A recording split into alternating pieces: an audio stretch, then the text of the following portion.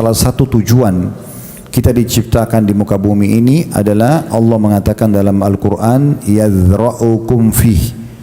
Allah menciptakan kita memang untuk berkembang biak. Dari Nabi Adam diciptakan, kemudian dari tulang rusuknya Hawa istrinya diciptakan, kemudian lahirnya anak keturunannya, dan kita semua anak keturunannya dari suku manapun manusia di muka bumi ini. Mau orang Arab, mau orang Melayu, mau orang bule, mau orang hitam dari Afrika, semua kembali kepada satu manusia, laki-laki Adam dan perempuan Hawa alaihimussalatu wassalam. Makanya kata Nabi SAW, tidak ada perbedaan antara suku Arab dan suku-suku lainnya kecuali dengan ketakwaan, dan ketahuilah kalian semua diciptakan dari satu manusia, itu Adam, dan Adam diciptakan dari tanah. Jadi salah satu tujuan memang kita ada di muka bumi ini selain menyembah Allah Subhanahu wa taala, kita mengikuti peraturan-peraturannya melalui utusannya Nabi Muhammad sallallahu alaihi wasallam, mengikuti panduan kitab yang diturunkan yaitu Al-Qur'an. Maka juga kita mengetahui kita ada di sini memang untuk berkembang biak, berarti punya keturunan. Cukup banyak dalam Al-Qur'an dan hadis Nabi sallallahu alaihi wasallam motivasi agar kita memiliki keturunan. Tapi tentu keturunan ini harus dengan jalur yang sudah Allah bolehkan saja.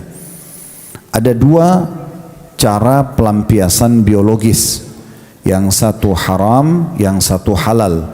Kalau haram adalah perzinahan, orang pacaran bergaul bebas tanpa akad nikah, tanpa mengikuti peraturan-peraturan agama Allah, dengan pernikahan yang syaratnya tentunya ada wali wanita, ada dua saksi, ada mahar, ada kalimat ijab dan kabul. Dia tidak ikut itu, dia berzina, kemudian hamil, lahirlah anak. Ini jalur yang salah. Anak hasil zina dikenal dengan anak haram biasanya. Dan anak-anak seperti ini kalau dalam pendapat jumhur ulama, mereka tidak punya nasab kepada pemilik sperma.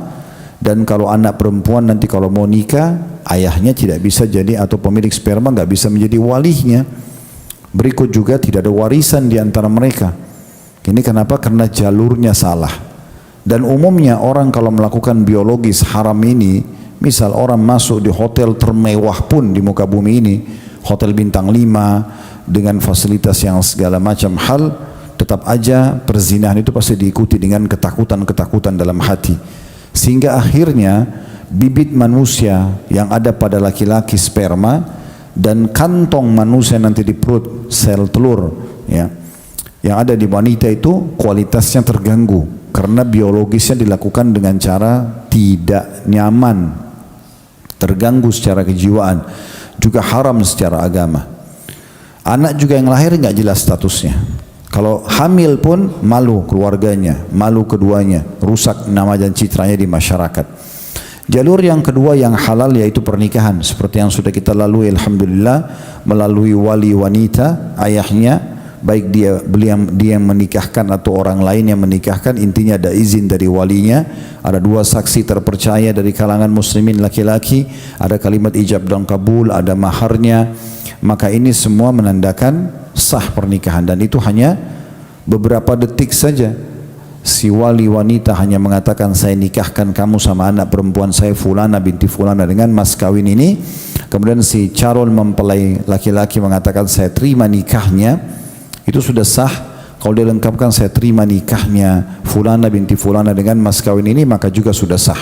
Di saat itu interaksi biologis pacarannya dihalalkan, bahkan dianjurkan untuk memperbanyak biologis setelah menikah. Dan Nabi SAW mengatakan, di kemaluan kalian ada pahala yang besar, maksudnya interaksi biologis itu.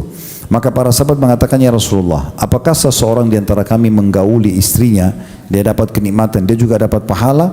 Kata Nabi SAW, bukankah kalau kalian letakkan pada yang haram, berzina, kalian dapat dosa? Dosanya besar malah zina itu. Maka begitu juga kalau kalian letakkan pada yang halal. Apa maknanya hadis ini? Adanya motivasi untuk sering melakukan interaksi biologis, cumbuan, kemesraan, harmonis dalam rumah tangga, dan kemudian akhirnya memiliki keturunan dengan hamil. Dan juga dalam Islam dianjurkan keturunan ini selain dengan cara yang sah tadi pernikahan, juga diperbanyak selama kita masih punya kemampuan, walaupun diberikan jarak satu sama yang lainnya.